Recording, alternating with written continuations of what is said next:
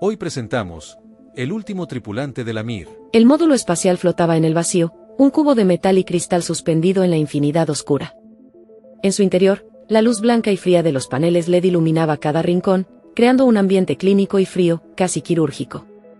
Las paredes, recubiertas de paneles grisáceos, estaban tachonadas de pantallas que emitían un constante flujo de datos, líneas de código, gráficos de onda, lecturas de presión y temperatura, y un sinfín de números verdes y azules que parpadeaban en un ritmo hipnótico. El aire, filtrado y reciclado, olía a limpieza industrial, como si el módulo hubiera sido esterilizado una y otra vez para eliminar cualquier rastro de humanidad. 3 ventanas circulares, reforzadas con marcos de titanio, ofrecían una vista al abismo exterior. A través de ellas, el espacio se mostraba como un lienzo negro salpicado de estrellas distantes, inmóviles y silenciosas. El silencio dentro del módulo era absoluto, roto solo por el leve zumbido de los sistemas de soporte vital y el ocasional pitido de una alerta en alguna de las pantallas. El suelo, cubierto con una rejilla metálica, hacía un curioso sonido de sonajas si la nave realizaba alguno de sus continuos giros sobre su eje. Por una de las escotillas, se veía la forma humanoide de un brazo robótico plegado, listo para ser extendido en misiones de recuperación. Los cables y tuberías, cuidadosamente organizados, serpenteaban por las paredes, conectando los sistemas de energía, comunicaciones y control térmico. Un pequeño panel táctil, iluminado con un suave resplandor azul, mostraba el estado de la nave, todo en orden, todo bajo control. Pero esa sensación de control era engañosa, como si el módulo fuera un frágil caparazón protegiendo a su ocupante de la vasta y despiadada inmensidad que lo rodeaba.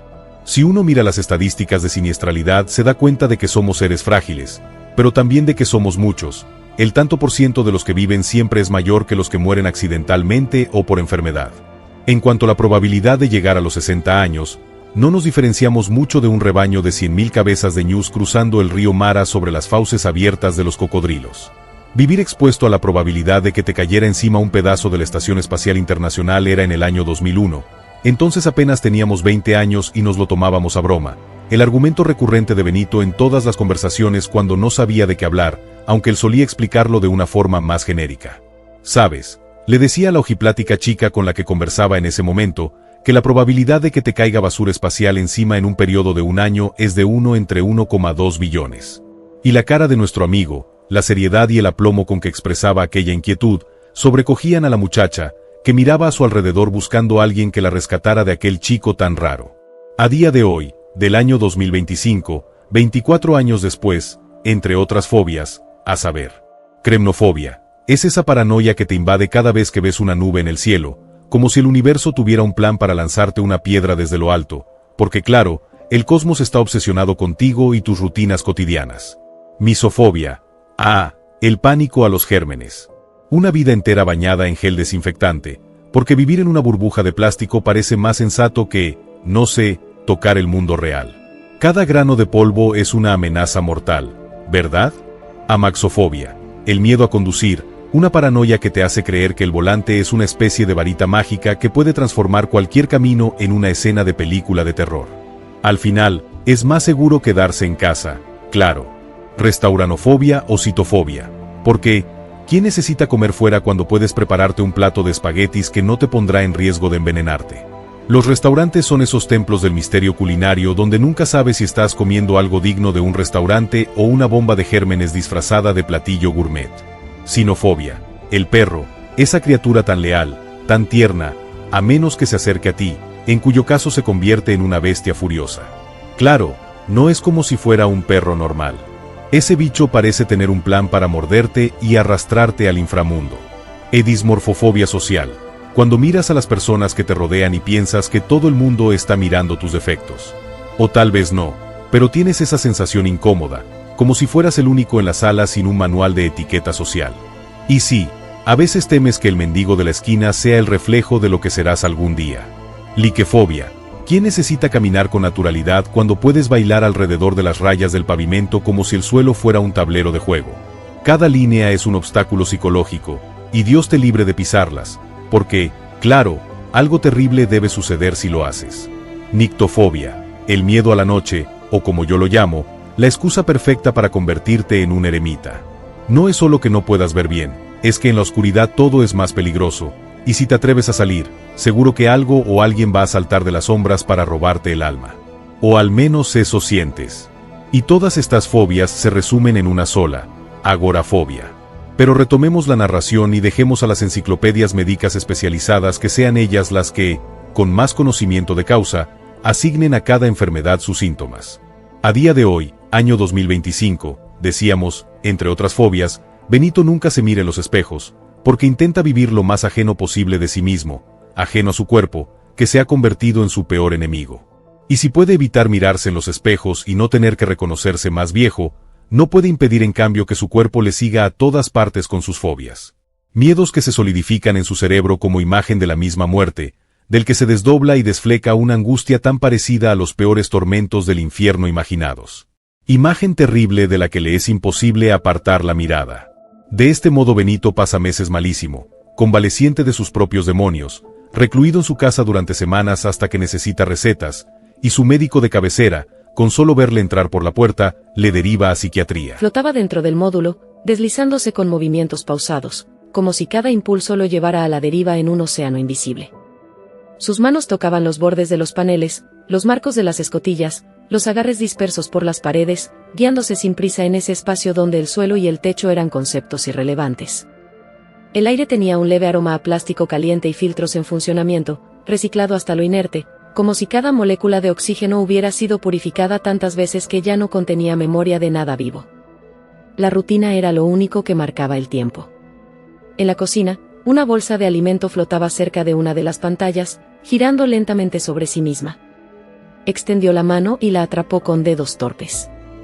Un breve silbido de aire comprimido al abrirla, una pasta viscosa asomando en la boquilla. La succionó sin interés, su mandíbula moviéndose con pereza. En un rincón, un vaso de plástico, aún con restos de líquido en su interior, giraba lentamente, atrapado en una órbita errática. Se deslizó hasta el lavabo, donde un tubo de pasta dental flotaba suspendido. Apoyó los pies en una de las paredes para estabilizarse, tomó el cepillo y dejó que la pasta emergiera en un hilo denso que flotó como un gusano diminuto antes de atraparlo con las cerdas. El agua, en pequeñas burbujas errantes, se resistía a su control. Se enjuagó la boca con movimientos mecánicos, escupiendo en una toalla absorbente que guardó en un compartimento sellado. El módulo era un santuario de control y precisión. Desplazó su cuerpo hasta el pequeño compartimento donde unas pocas plantas se aferraban a la vida, raíces atrapadas en un sustrato artificial, hojas vibrando levemente con las corrientes de aire controladas. Extrajo un pequeño tubo de riego y dejó que el líquido formara esferas diminutas antes de caer sobre el sustrato. Se preguntó si las plantas notaban la diferencia, si sabían que estaban condenadas a un ciclo interminable de crecimiento y poda, prisioneras de un hábitat diseñado para mantenerlas con vida, pero sin libertad. Los sistemas murmuraban a su alrededor, pantallas parpadeando en su danza hipnótica de datos y diagnósticos. Se impulsó hacia una de ellas y pasó los dedos sobre el panel táctil. Todo en orden. Todo bajo control. El brazo robótico, replegado junto a una de las escotillas, se mantenía inmóvil, esperando una orden que nunca llegaría.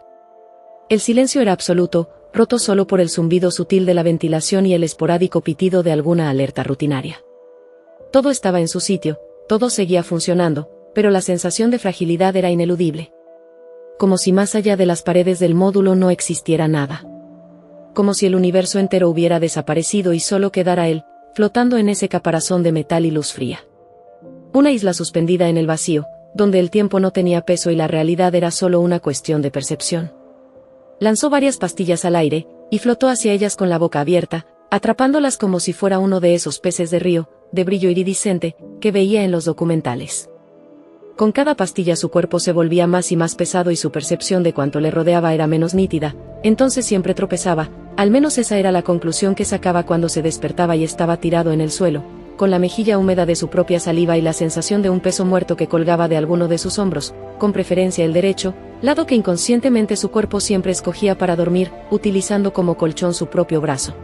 Después de las peores crisis, cuando te encontrabas a Benito por la calle, especialmente si se ponía aquel anorak acolchado color celeste que usaba para el frío, tenías la impresión de contemplar un astronauta moviéndose a cámara lenta en la ingravidez del espacio exterior, sujeto a su módulo espacial por el cordón umbilical del cable de seguridad, que impedía que flotara libremente por el éter, alejándose hacia un lugar ignoto entre las estrellas. Luego, Simplemente, dejabas de verlo durante semanas. Todos los que conocíamos a Benito sabíamos a qué atenernos. Era un caso perdido. Es decir, a nuestra edad, el espíritu desinteresado e idealista que nos hubiera impulsado a llamar a su puerta, a hacer el esfuerzo de arrastrarlo a tomar un café, a preguntarle si necesitaba algo y esperar que nos pidiera que le hiciéramos la colada o la compra, que fuéramos a la farmacia por él o le acercáramos a urgencias. Ese espíritu había quedado sepultado bajo nuestras propias necesidades y el miedo a salirse de la inercia que nuestras vidas nos habían trazado. También, ¿por qué no?, debajo de algo de cansancio y falta de fuerzas. Asimismo, es obligado declararlo. En un lugar muy maltratado de nuestra conciencia existía la convicción de que las buenas obras no sirven para que el riesgo de que te salga un cáncer disminuya. El reloj de la cocina, con su actividad continua y aparente sentido común, es lo más parecido a un compañero de viaje. Benito pasa mucho tiempo observando el segundero, viendo cómo pasa de un número a otro, como si su misión fuera cerciorarse de que los números no cambian entre sí el orden. En este caso, el segundero parece un carcelero pasando revista a las celdas. Aunque no siempre nuestro hombre conviene en esto, otras veces cree ver una atareada madre que intenta consolar a sus 12 hijos, que no dejan de llorar.